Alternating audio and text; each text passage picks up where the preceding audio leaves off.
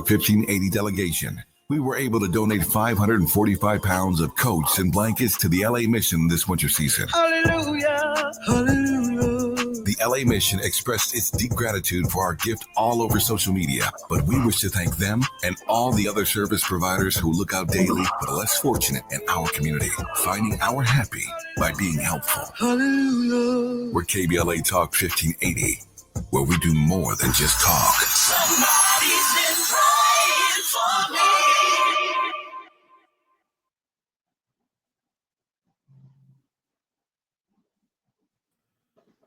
I'm Jesse Jackson Jr., and welcome to the Jesse Jackson Jr. Show. Our guest today has a PhD in religion from Princeton University, Master of Arts in Religion from Princeton University, a Master's of Divinity degree with honor from Princeton Theological Seminary, and a BA in Political Science from Rutgers University. Dr. Aubrey Hendricks is one of the foremost commentators on the intersection of religion and political economy in the United States. He is the most widely read and perhaps the most influential African-American biblical scholar writing today. His recent book, Christians Against Christianity, How the Right-Wing Evangelicals Are Destroying Our Nation and Our Faith, has gathered wide acclaim. Cornel West calls him one of the last few grand prophetic intellectuals.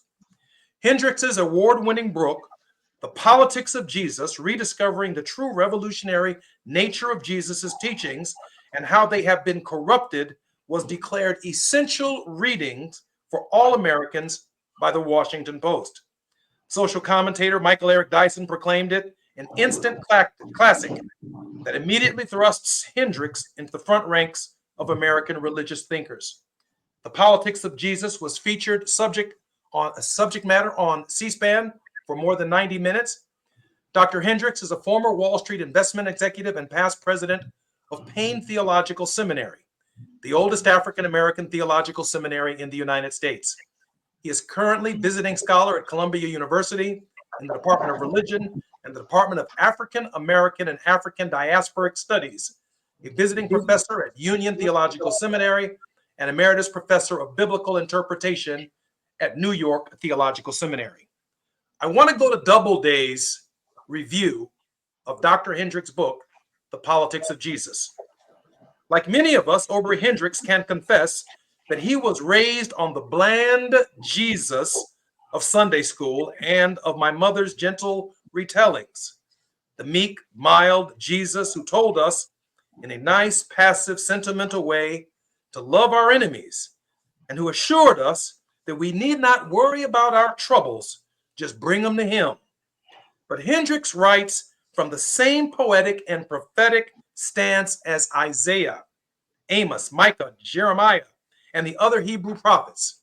This gentle, serene, non-threatening Jesus, whose primary concern is getting believers into heaven, has infected mainline Protestant pulpits for generations.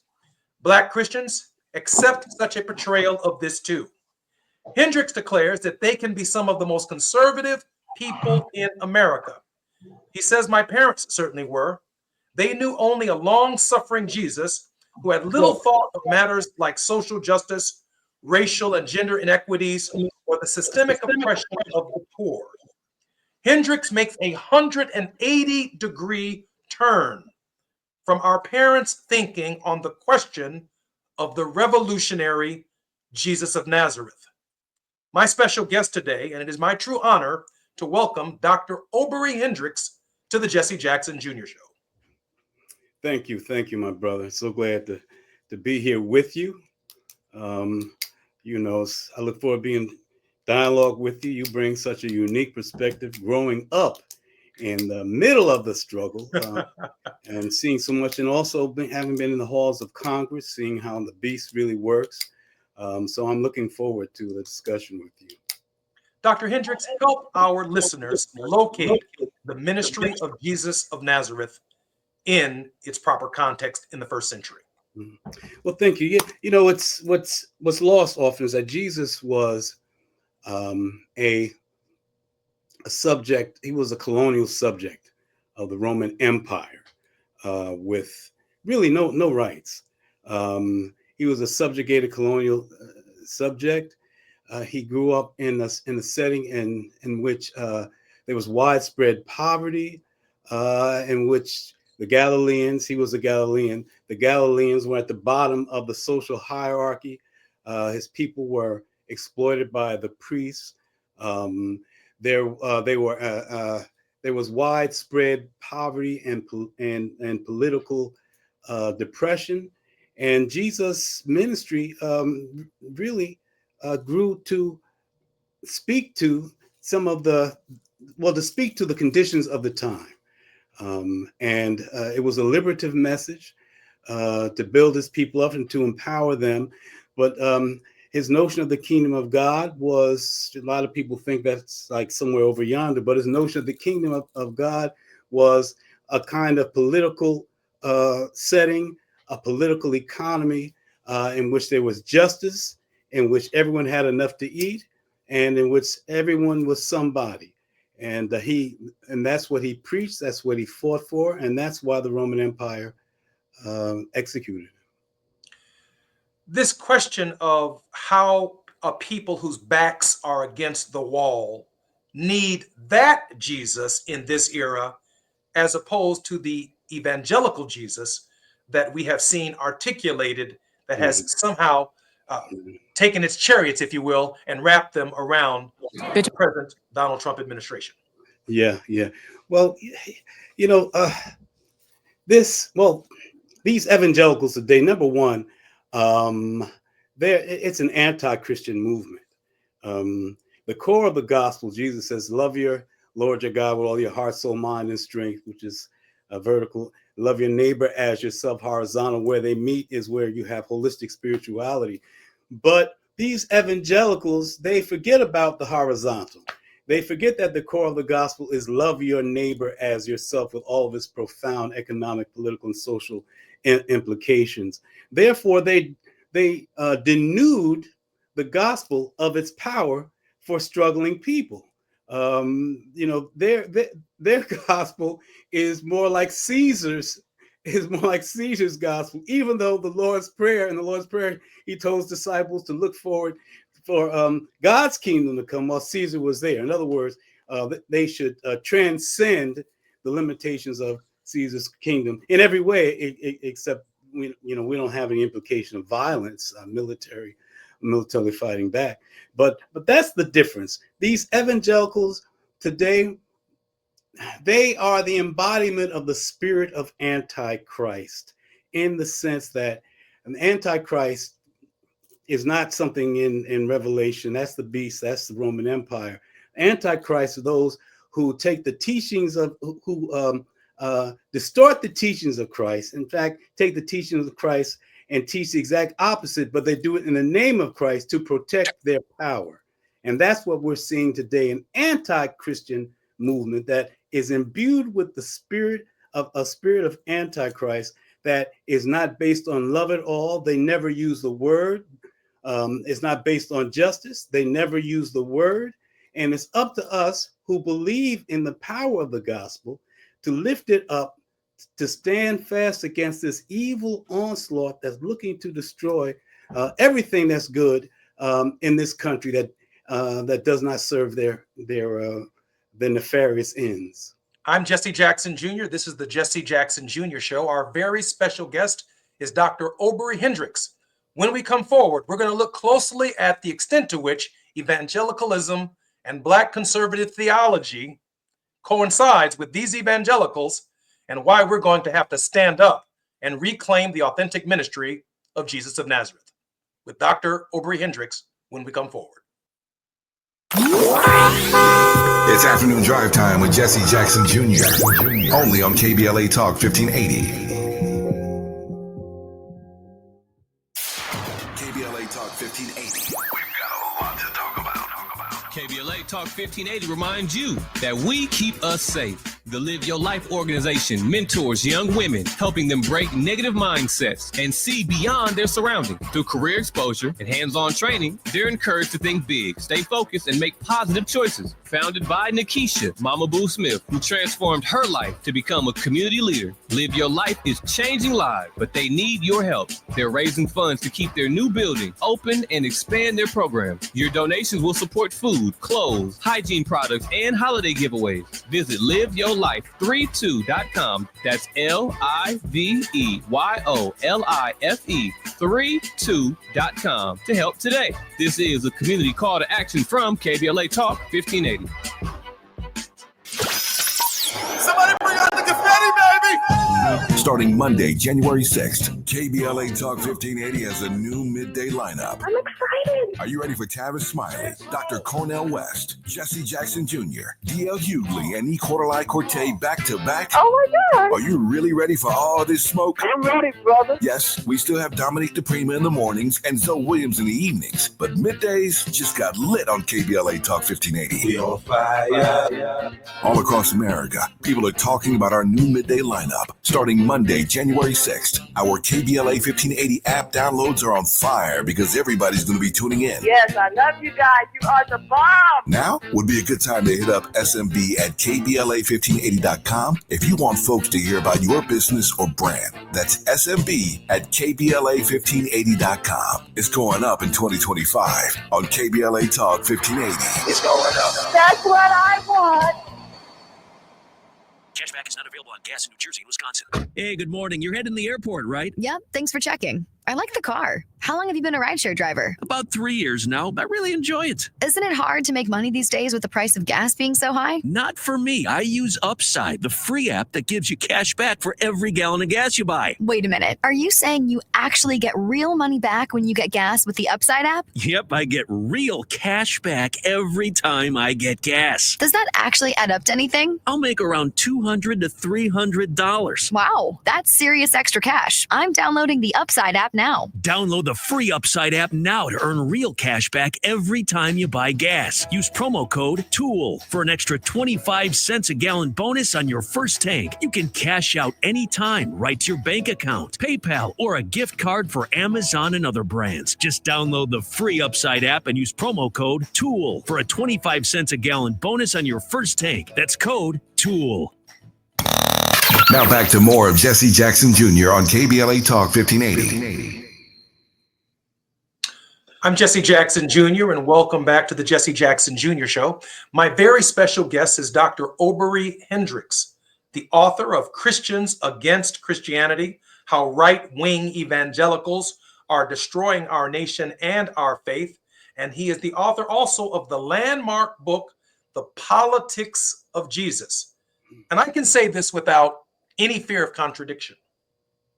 The work of Howard Thurman, Jesus and the Disinherited, and The Politics of Jesus, written by Dr. Aubrey Hendricks, from my perspective, seminary graduate, grew up in Jesse's household, these two books are necessary companions to the Bible. You're walking around holding your Bible, and to not have a copy of Jesus and the Disinherited and The Politics of Jesus by Dr. Aubrey Hendricks is to have a book, a text out of context, which is a pretext. Dr. Hendricks, welcome back to the Jesse Jackson Jr. Show. All right. Yeah, good to be with you, my brother. Dr. Hendricks, please place Jesus's life. We're going to end up over here talking about evangelicals and everything that went wrong in the campaign and the wool that they pulled over the eyes of our preachers. We'll get to that. But let me focus on the master for a moment. Yes, sir. Place the master's ministry for us in a proper context. In the proper context, in the social, political context. What Jesus was, it's important to remember that Jesus was executed as a traitor to the Roman state, as a threat to the Roman state. And the crucifixion was saved for those who were threats to the Roman state. They didn't care about some Jew walking around saying he was the Son of God. In fact, powers that be, they like Negroes, who get all, you know, get so spiritually minded, they ain't no earthly good, walking around calling themselves, self-appointed bishops and all that kind of stuff. They like that kind of foolishness. But Jesus was more serious than what we see, by and large, in religion today. He said in his what Luke gives us as his first sermon, public sermon in which he told his hearers and the world who he was and what he was about. He said, "The Spirit of the Lord is upon me because he's anointed me to bring good news to the poor." What's good news to the poor? First, it is that not, some kind of prosperity anti-gospel foolishness, like we don't care if the pie is unjust. We just want a larger piece of it. No. When he talked about good news for the poor, he's talking about structural change, changing the political economy so that there would not be vast disparities of wealth and poverty. And he goes on to say that he came to bring liberation to the oppressed. That's the correct translation in Luke 4:18. And so this is who he is. He was standing up against the subjugation of the Roman Empire, but also the exploitation by the religious establishment, and who was, the priests. Unlike our preachers today, they're. By the way, let me say this: there are some very progressive and deeply dedicated freedom fighters in the pulpit. Yes. Freddie Haynes is one that just comes to mind off the top of my head. Great friend of ours, a great friend of our shows. Yes. He is. And he's so profound. And Jeremiah Wright, people like that.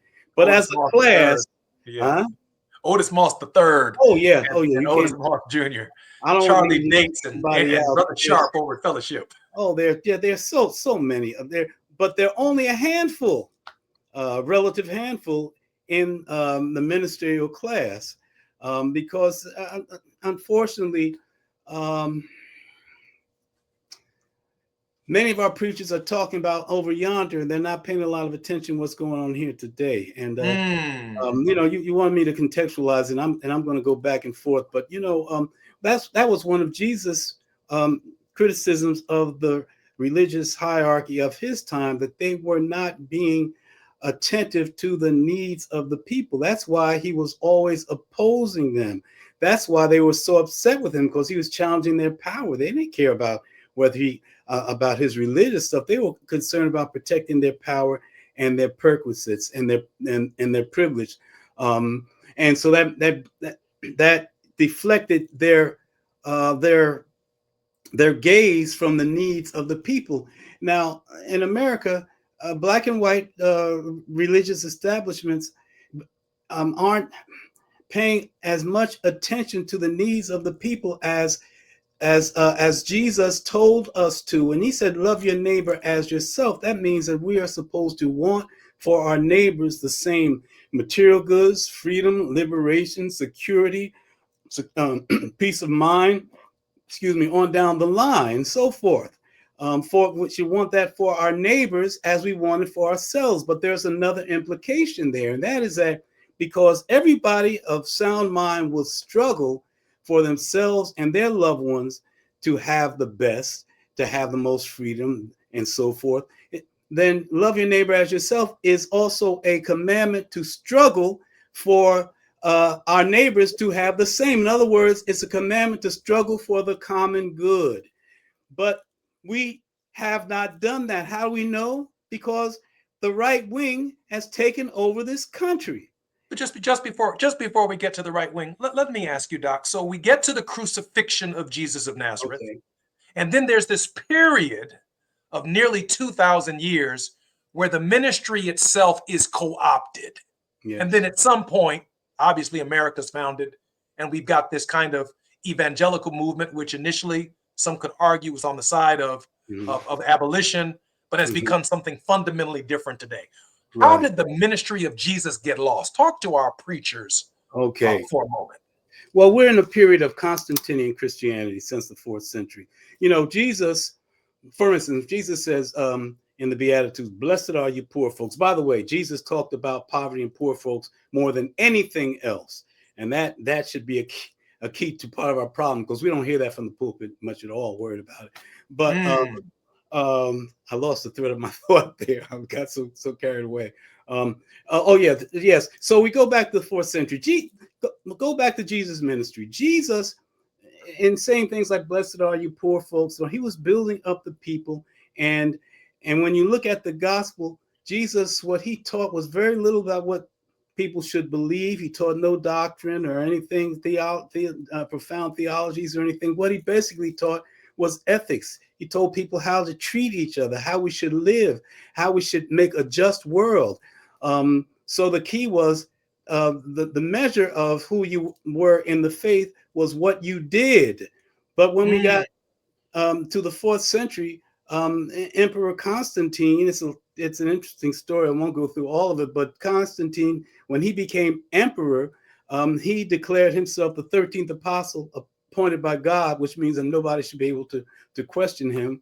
And he convened various conferences with his hand-picked bishops, and they came together and decided by raising hands and or voice vote what would be the orthodoxy of the faith.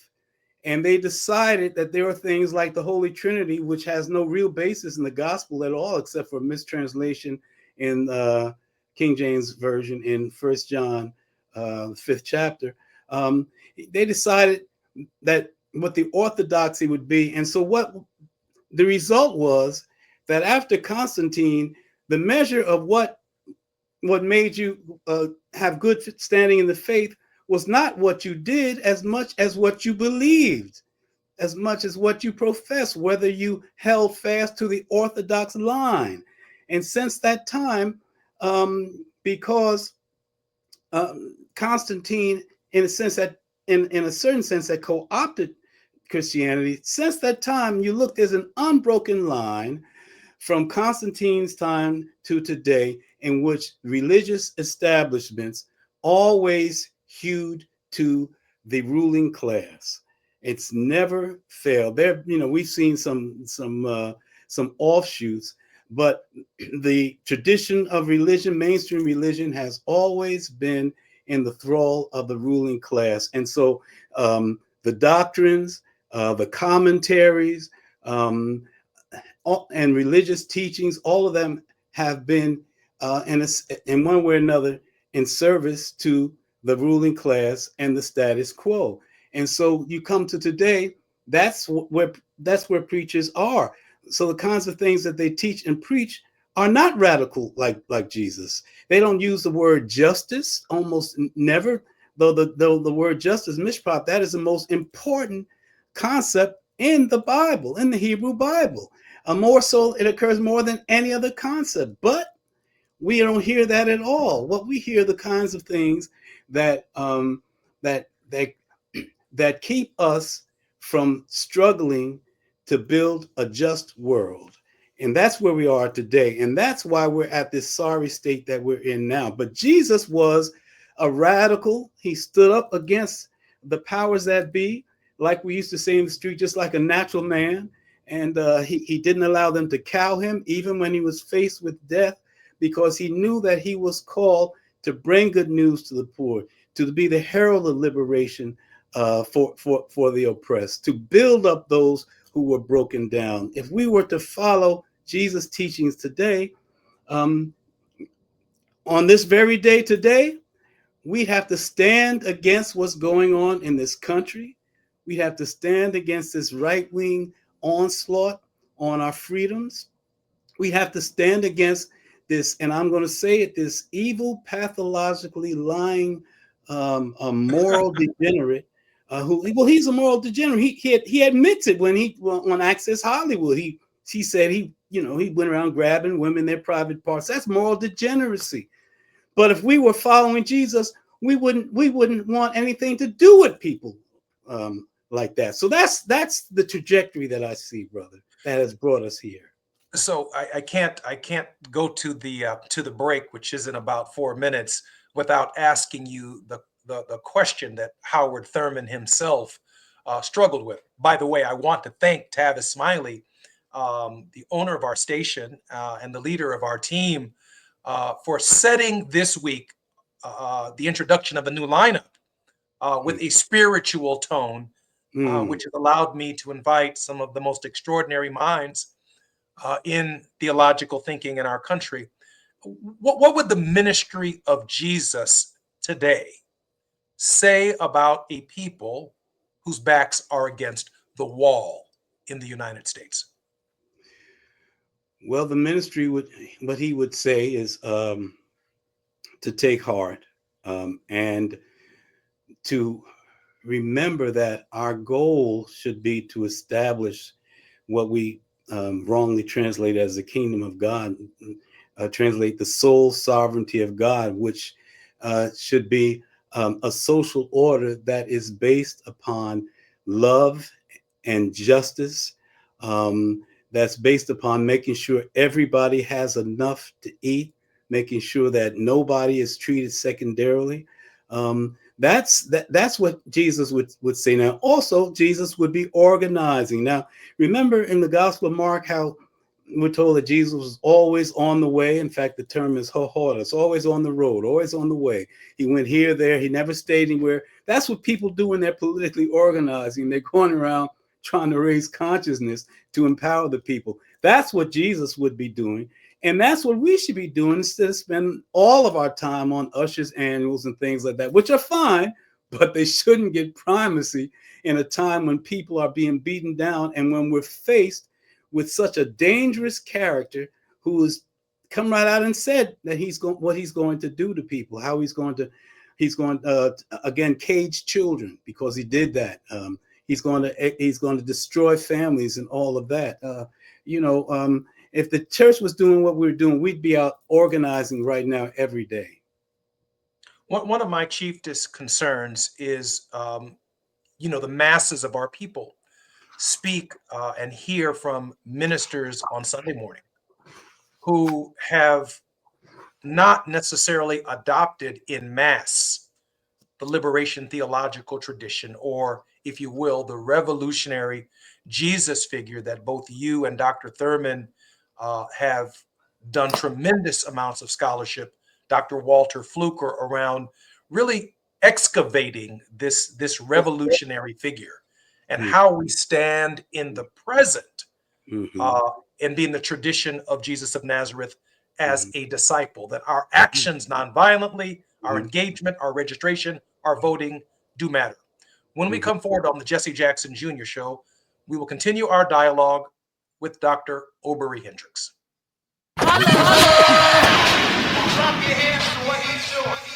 The truth will set you free, but first it might raise your blood pressure. I'm not jiving you, baby. More of Truth Time with Dr. Cornel West and Nina Turner when we come forward.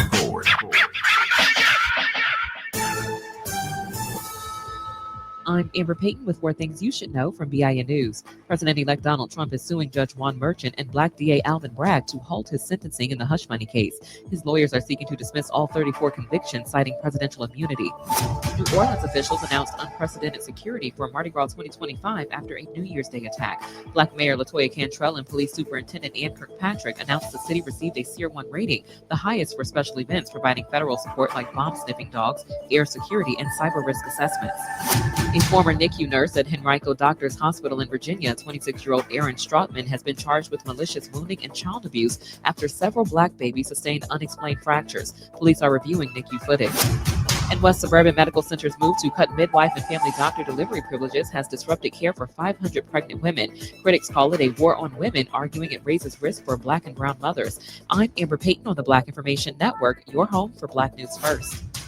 Your local Staples has hot deals and super low prices throughout the store and everything for your business. And right now at Staples, save up to $175 off your print order. Exclusions apply. Visit staples.com/print for details. Ends 2/1. Plus, save even more with the Easy Rewards program at Staples. This is the KBLA Sports Minute with Ray Richardson.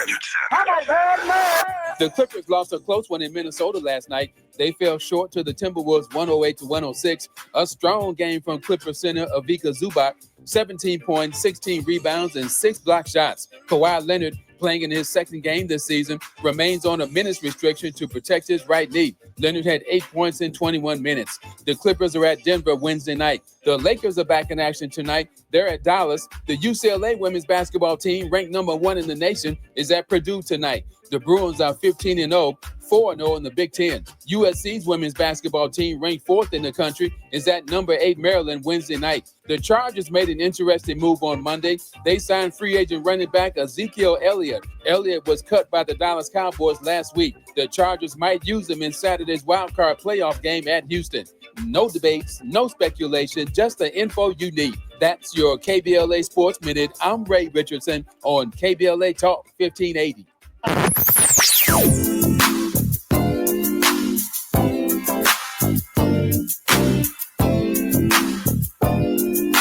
This is KBLA Talk 1580. Talk radio.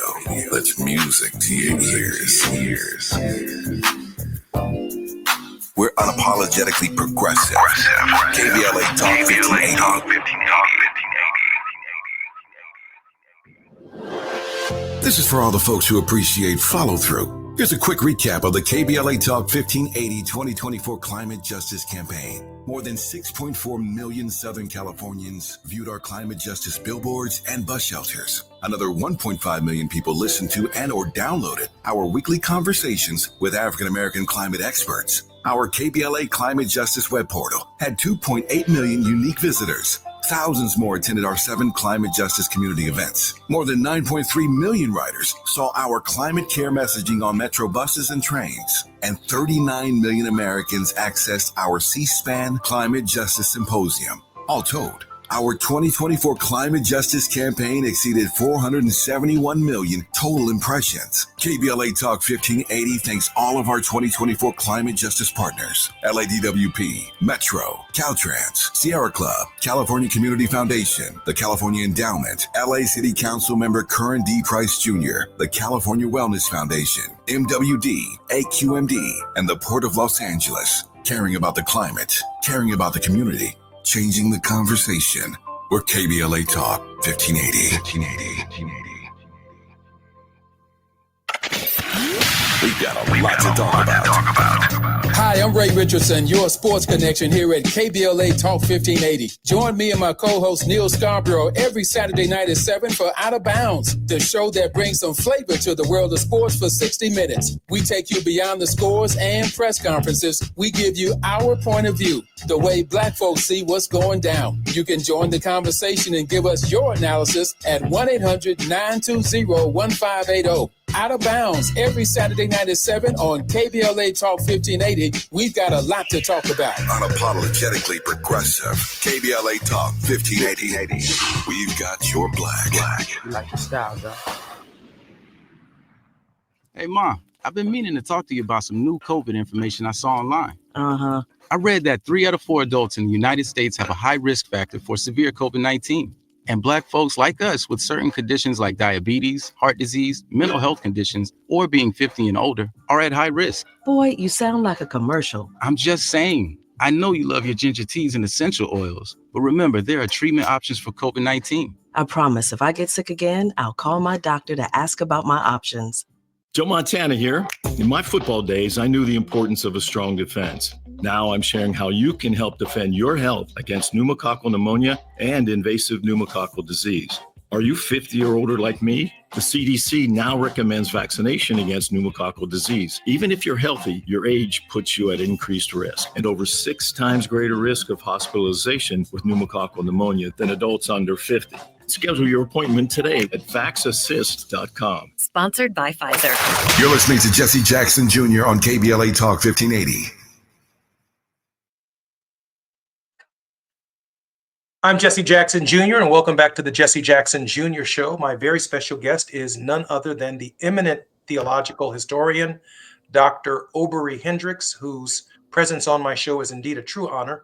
I'm grateful to our owner, Tavis Smiley, for allowing us to establish a spiritual tone and a spiritual foundation for the activism that we will undertake here at KBLA with this tremendous new lineup, given the great challenges that confront our people, progressives, the country, the world going forward. Dr. Hendricks, once again, welcome to the Jesse Jackson Jr. Show. Thank you. And let me just say this. Man says you mentioned Howard Thurman. I'd like to say that there wouldn't be an Aubrey Hendricks without a Howard Thurman. You know, he opened the door for we biblical scholars, because that's what I'm, a biblical scholar, not a theologian, to take a look at the radicality of Jesus. I just want to give him his props. Howard Thurman did that way back in the 40s.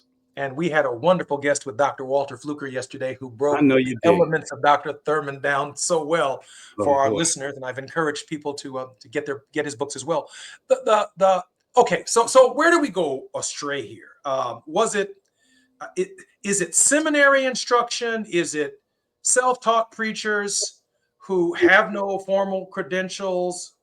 You spoke of a minority of pastors who are part of the liberation theological tradition. We meet many of them annually at the Dr. Proctor at the Proctor Conference. Reverend Jeremiah Wright and others hosts seminars across the country reflective of this theological tradition. I know Otis Moss III is doing an extraordinary job of galvanizing progressive preachers. Charlie Dates over at Salem and Howard John Wesley. Man, them guys are heavy. They're heavy. But where do we go wrong? Is it Paul? Are we following Paul and not Jesus? Are we following traditions and not Jesus? It just seems like we need one or two or three or half dozen preachers, Brother Hendricks, who see themselves in a sect of one. Yeah. Well, you know, there's. I was talking to Bill Howard recently, who'll be on your show tomorrow. That brilliant gentleman, and he pointed out that I am among the first generation of biblical scholars that they open the doors of the academic doors to. I mean, New Testament and Old Testament, that was the purview of white people, and they didn't let us in. So our people have done the best that they could, but what we had access to was the status quo, white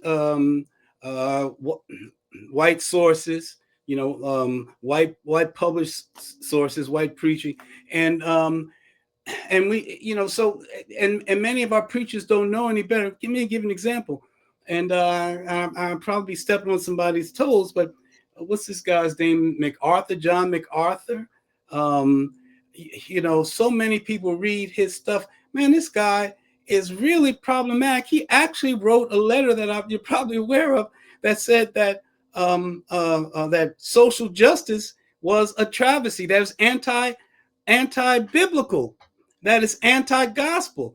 Now that and he had like 11,000 signatories on this public letter. But let me just break down how problematic this is. I said earlier that the most often cited ethical concept in the Bible is Hebrew term mishpat, or justice. We translate it as judgment also, but it means discerning between good and evil, bad and good. It occurs some 420 plus times, right, throughout the Bible. Justice. Then the second most often occurring term is tzedakah, translated often usually as righteousness, but it means more than that. Righteousness is personal piety. No, it means more than that, because there's no concept of individuality in the Hebrew Bible. So it really means doing right in society, doing right among the people. But what's interesting is that these two terms are paired together more than any others throughout the Bible, throughout every division of the Bible.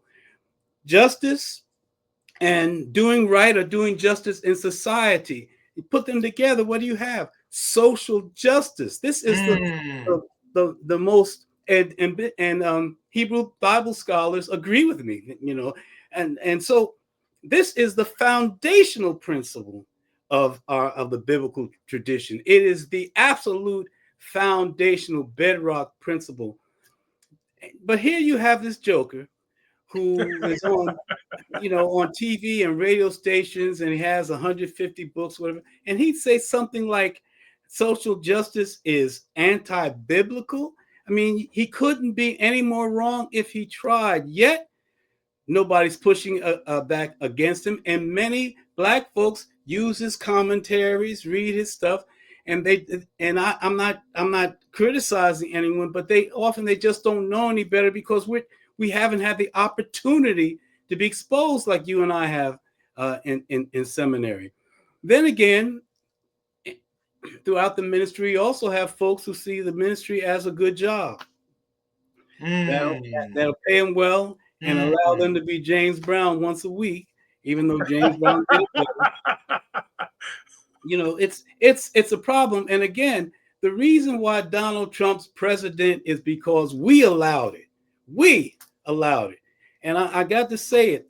I'm ordained in the AME church. I'm part of it too. But the black church has done almost nothing except for some notable exceptions to fight back, to hold back this evil onslaught. We allowed this to happen. Now, Jesus, if we looked at the teachings of Jesus, we could have never stood silently while this evil was pervaded, this loveless, hateful evil was pervaded.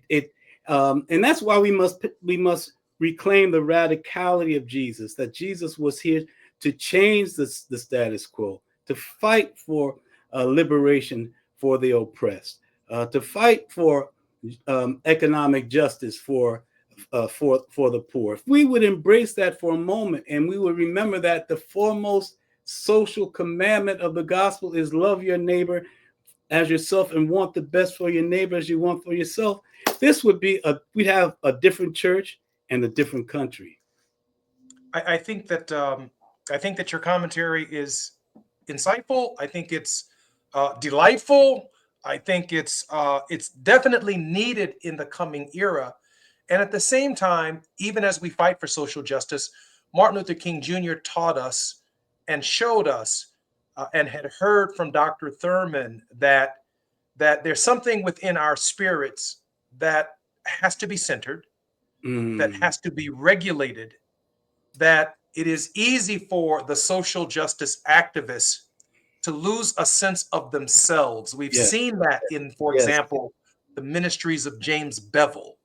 We've seen that in the ministry of some of the great soldiers of our struggle for social justice, who along the way were not grounded in a personal faith. Yesterday, we talked about Howard Thurman speaking to trees, reconnecting with nature. Yes, brother. Speaking to a multiracial congregation. And laying the foundation for a commune with God on a very, very different level, even as we fight for social justice. I know that I'm coming up on the on this moment. This is Jesse Jackson Jr. on the Jesse Jackson Jr. Show. We will be coming back in our final segment with Dr. Aubrey Hendricks. We're going to let him speak freestyle on what he thinks need to happen for about 10 minutes when we come forward. The biggest name, the best conversations. You're riding with Jesse Jackson Jr. on KBLA Talk 1580.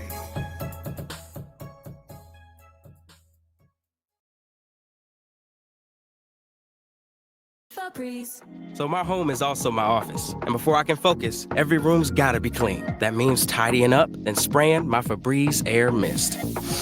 Ooh, that's fresh. Febreze Air Mist scents are all high quality. They fight any weird funk, and they give my air an instant boost of freshness. So not only does my home smell good, I feel good too. After I Febreze, it's time to start my day. Breathe happy, Febreze, la la la la la. KBLA Talk 1580. We've got a lot to talk about. KBLA Talk 1580 is committed to self-care and community well-being. Walk Good LA was formed in June 2020, inspired by the Black Lives Matter movement and the beginning stages of the COVID-19 pandemic. What began as a few minutes of breath work and yoga meditation before protests against police brutality turned into a safe space for the community to heal in hard times. The immensely positive response from the community transformed the momentum into a movement. Today, Walk Good LA is a Black and Brown-led community wellness organization based in Los Angeles. They provide spaces for healing through offer community yoga classes, guided meditations, hikes, run clubs, and other activations throughout Los Angeles that attract hundreds of members weekly. With the help of Propel and Michael B. Jordan, they now have a yoga and wellness studio in Los Angeles called the Walk Good Yard. To join their mailing list and connect with healing spaces, please visit walkgoodla.org. That's walkgoodla.org. Or find them on Instagram at walkgoodla. This is a community call to action, a community call to healing from KBLA Talk 1580. Hear that? That's the sound of your life. Perfectly imperfect. Beating in rhythm to the world you've created. But every time you drive after drinking, music gets drowned out. Your life sounds pretty great. Don't let a buzz ruin it. Buzz driving is drunk driving. Don't drive buzzed. A message from NHTSA and the Ad Council. That was another way. I would smoke once an hour. That didn't work either. All that would happen at some point of the day, I would end up doubling up. Other ways that I tried to quit was I stopped buying cigarettes totally. But if I took 3 puffs off of 15 friends, those didn't count because they weren't my cigarettes and they weren't full cigarettes. I went through a lot. Every attempt is part of your story to quit for good. Visit Kick It California today at kickitca.org. Now back to more of Jesse Jackson Jr. on KBLA Talk 1580.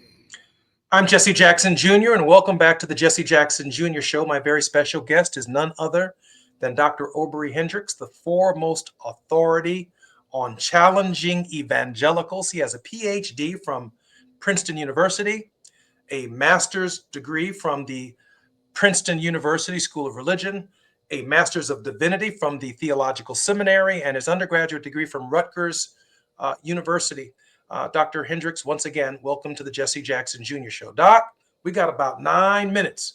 Okay. And I really want you to share with us how Christians, based on your reinterpretation of the Gospels from the African American liberation tradition, should be behaving, doing Christian work in the context of the Trump era.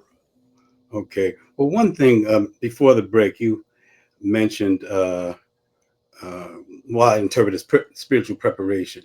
2 things I want to briefly touch on. Remember the core of the gospel. Jesus says the greatest commandments are to love your Lord your God with all your heart, soul, mind, and strength. Love your neighbor as yourself. And it means that love neighbor as yourself, which is a call to struggle for justice, that it must be intricately involved with some kind of relationship with the divine, some kind of spiritual development. And we see that in the beginning of the 4th chapter of Luke, in the very beginning, when after Jesus is baptized, he doesn't run off and run for bishop immediately or call himself some kind of self-appointed bishop or whatever. He goes out into the desert, we're told, and he engages in solitude and contemplation and meditation and fasting and prayer. He gets involved in spiritual ministrations to prepare himself to be able to struggle in a way that's not ad hominem, that's not about hurting people, but it's about focusing on making a just world. And only then can he stand up and say, the Spirit of the Lord's upon me, because he's anointed me to bring good news to the poor and liberation to the oppressed. That's heavy right there. That's heavy. We don't have a tradition of interiority in our churches anymore. There's no time for meditation. If there's a lull in the service, the preacher acts like there's something wrong. There's no so. But your question, I think, has to do what we should do in this moment. Is that? Yes, sir. Yes, sir. So the contemplative spiritual reflection is something that we obviously need to recapture so that our social justice ministries don't go astray. That we never. I'm sorry. Go ahead, Doc. No, exactly. We have a lot of leaders who aren't well spiritually grounded in the sense that their vision is not. We have to have one vision, and that is to build a just world for everybody. That's what we're called to do, right? That's what our faith calls us to do. And what that means is that we must focus, I think, on the core of the gospel. Again, is what Jesus said, love your neighbor as yourself.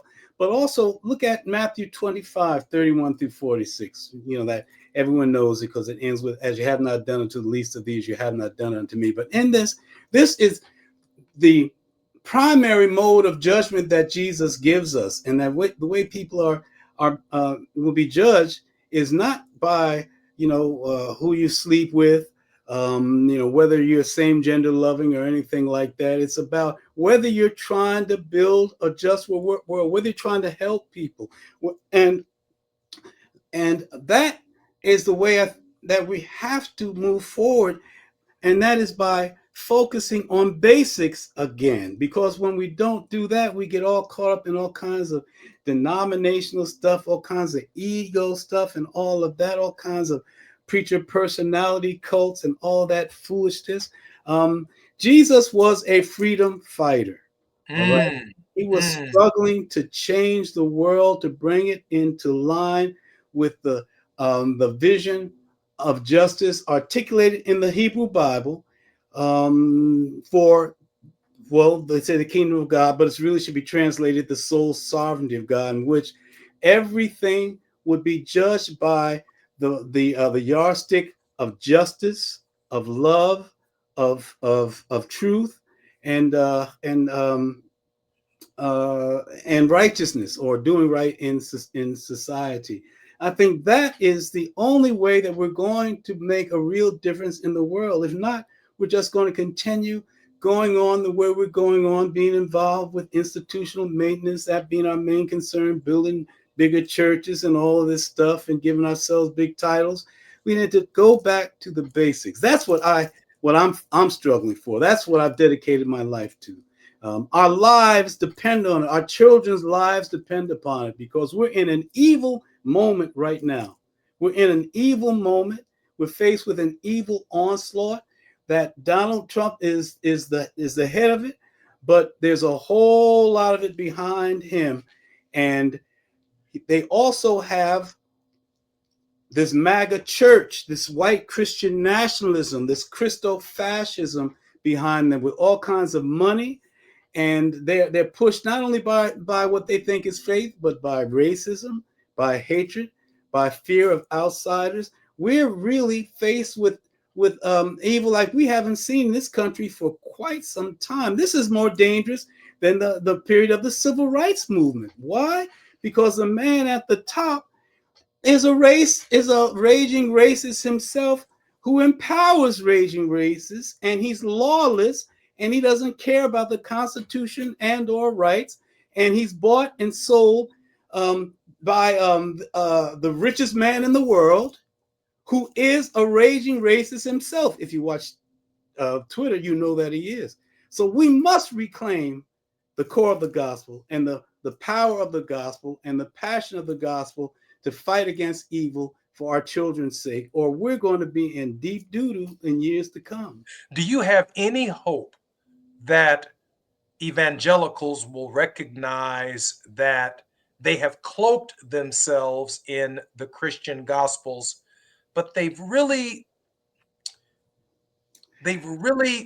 yielded or kneeled, if you will, at the altar of white supremacist ideology? Well, some of them are just as wrong, but they're sincerely wrong. They don't know. They think they're doing right. And some of those, I think, can be reached. But I really think that what has moved these people is opposition, is hatred, is racism. They know what this joker is. They know that he's hate-filled. But that's when he spews hate, that's what they respond to. That's what they cheer about. So what do we have to do? We have to confront their evil power with a stronger power. And the stronger power can come from the kind of spiritual preparation that focuses us on selflessly struggling for justice in this world, knowing that we might not see it, but it's still our responsibility to fight it. So what am I saying? I don't have much hope for these MAGA folks. They know better. Most of them know better, but they just have to be contested.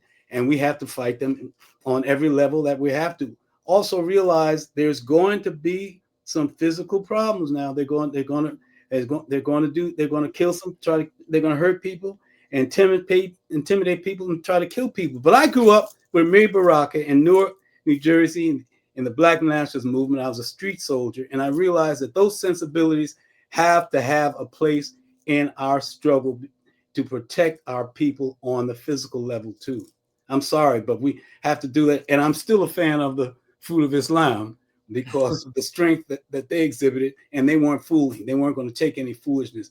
We need to have the same kinds of passionate response to the harm that's being done to our people. I truly believe that. We have about 2 minutes and 30 seconds left before the end of our show. Doc, I saw on a political level something unique that I think the nation saw with the candidacy of Kamala Harris. We saw a Black woman. We saw a positive campaign. We saw joy. We felt some kind of way about the possibilities and the future of saving our democracy. And yet, hope unborn had died. To quote the old Negro spiritual. We've seen a massive campaign of energy, and then we also experienced a tremendous letdown against the forces of evil. Please give us, in a minute or so, the encouragement that we need in spite of. Yeah, well, I think one lesson we learned is that there is a room for hope and a room for, there must be joy in the struggle as well. But they're also, America's not ready, unfortunately, for a Black woman. I was ready for her, but America, so we have to be very strategic. And that's, I'm not being patriarchal or sexist about it. We have to sit and really feel this thing out and not come up with a candidacy because the standing candidate appears to be too old. We must really, and we in the church have to start coming together. We need to stop having all these preaching conferences and start having some strategizing conferences. I think if we do that, that we have a chance to make a difference. Now, when that's going to happen, I don't know, but I know that until we start acting like that, we're not going to get any further than we are now. Our very special guest today on the Jesse Jackson Jr. Show has been Dr. Obery Hendricks, the author of The Politics of Jesus.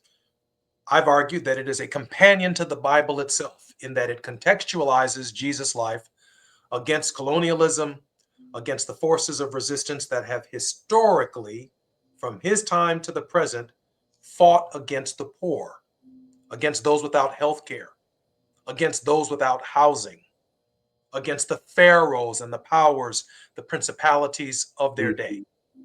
Just no one has articulated it clearer than Dr. Obery Hendricks in his landmark book, The Politics of Jesus. I'm Jesse Jackson Jr. I'm grateful that Dr. Obery Hendricks has been the central figure upon this ministry, upon this station, and we need his blessings going forward. I'm Jesse Jackson Jr. When we come forward tomorrow, we'll be with Reverend Bill Howard. Thank you, brother. Thank you. Thank you, Dr. Hendricks.